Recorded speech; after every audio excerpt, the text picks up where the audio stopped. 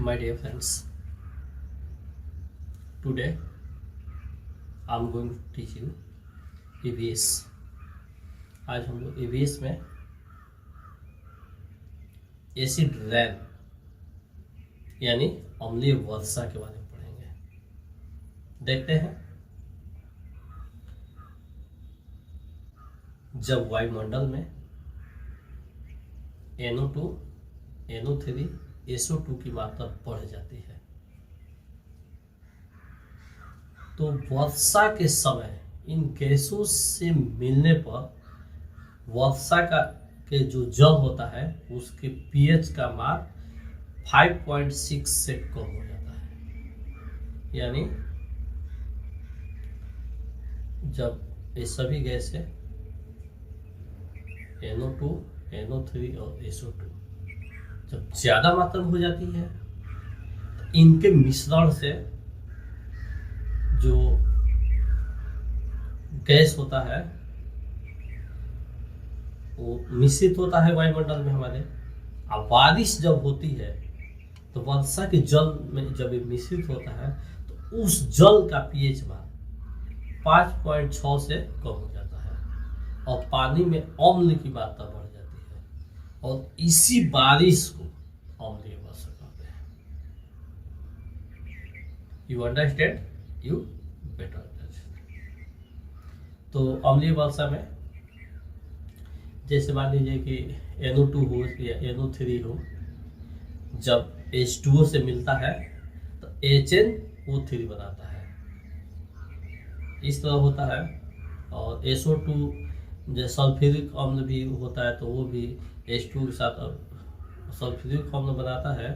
तो सल्फर के साथ क्या होता है, sulphur dioxide SO2 plus H2O के मिश्रण से H2SO4 सल्फ्यूरिक अम्ल बना देता है। तो ये एसिडिक वाटर हो जाता है जो हमारे पृथ्वी पर वर्षा के रूप में गिरती है, इसलिए इसे एसिड रैन यानी अम्लीय वर्षा के नाम से जानते हैं।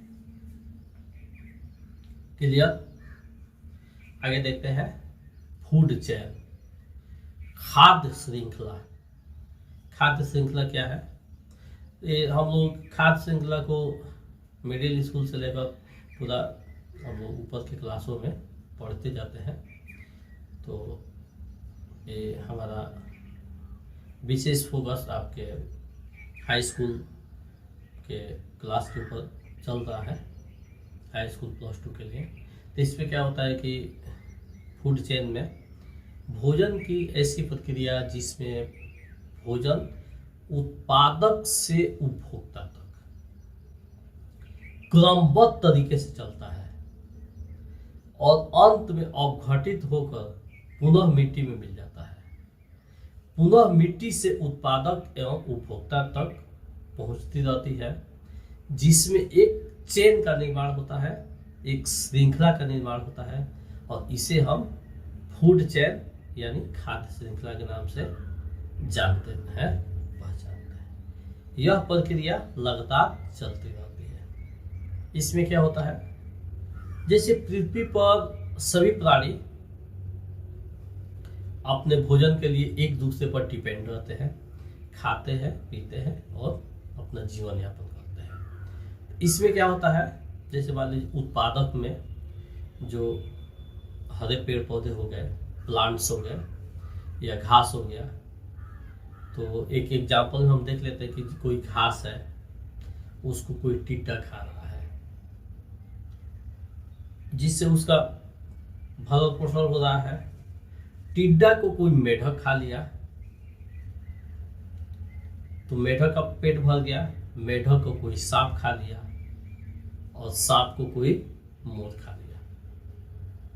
ये क्या हो गया, एक तरह का खाद्य श्रृंखला हो गया, फूड चेन हो गया। इस तरह से एक दूसरे पर सभी लोग डिपेंड है, अपना भोजन ये कर रहे हैं और अपना जीवन यापन कर रहे हैं। इसमें हम लोग क्या देखें, उत्पादक जो है वो घास है जो खुद उत्पन्न करता है भोजन को और उस घास को पर डिपेंड है टिड्डा, टिड्डे पर डिपेंड है मेढक, और मेढक पर डिपेंड है सांप, और सांप पर डिपेंड है मोर। तो यह एक खाद्य श्रृंखला हो गई। और जब खाद्य श्रृंखला से किसी जीव को पेट नहीं भरता है तो क्या होगा, वह जीव दूसरी तरफ जाएगा, और दूसरी तरफ नहीं जाता है तो वह इस दुनिया से मर जाएगा, विलुप्त हो जाएगा। तो इसके लिए जब खाद्य श्रृंखला से काम नहीं चला तो खाद्य जाल का निर्माण हुआ, जिसको फूड वेब के नाम से जानते हैं। तो देखते हैं फूड वेब क्या है, खाद्य जाल क्या है। तो प्रत्येक जीव एक से अधिक आहार पर निर्भर रहता है, प्रत्येक जीव एक से अधिक आहार पर निर्भर रहता है, जिससे प्रत्येक खाद्य श्रृंखला बनती है। प्रत्येक जीव एक से अधिक आहार पर निर्भर रहता है और उससे अनेक खाद्य श्रृंखलाएं बनती है। ये सभी श्रृंखलाएं मिलकर एक खाद्य जाल का निर्माण करती है, एक तरह की जाल बनाती है भोजन का, और इसी जाल को खाद्य जाल यानी फूड वेब कहते हैं। खाद्य जाल जितना जटिल होता है उतना ही जीवन संभव होता है।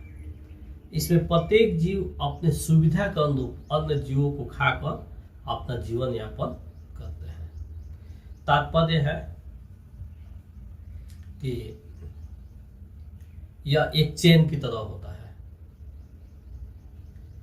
इसमें किसी जीव को भोजन करना हो तो एक चीज पर डिपेंड नहीं रहता है। जैसे एग्जाम्पल हम देखते हैं, जैसे घास है, प्लांट्स है, पौधे हैं, उसको कोई टिड्डा खा लिया, कोई शाकाहारी जंतु खा लिया, जैसे खरगोश खा लिया, बकरी खा ली, हिरण खा ली। इसके बाद उसके ऊपर के जो जीव है मांसाहारी जंतु, तो वो बकरी को खाते हैं, और बकरी नहीं मिलती है खरगोश को खा लेंगे, खरगोश नहीं मिलेगी हिरण को खा लेंगे। इस तरह के वो कई जीवों पर डिपेंड रहते हैं। एक नहीं मिलेगा तो एक को खाकर हम काम चला लेंगे। तो इस तरह की प्रक्रिया जिसमें जीव को भोजन के लिए अनेक तरह से सोर्स उपलब्ध होते हैं, तो इसी फूड चेन को फूड वेब कहते हैं। फूड चेन में एक ही जीव पर आदमी निर्भर रहता है, चाहे कोई भी जीव एक दूसरे पर निर्भर रहता है। लेकिन फूड वेब में क्या होता है कि ये नहीं मिला तो उससे काम चल जाता है। इस तरह से आज की क्लास में हम लोग एसिड रेन, फूड चेन और फूड वेब के बारे में समझे, देखे, पढ़े। इसको देखिए, पढ़िए और अपने फ्रेंड्स में जरूर शेयर करिए। That's all.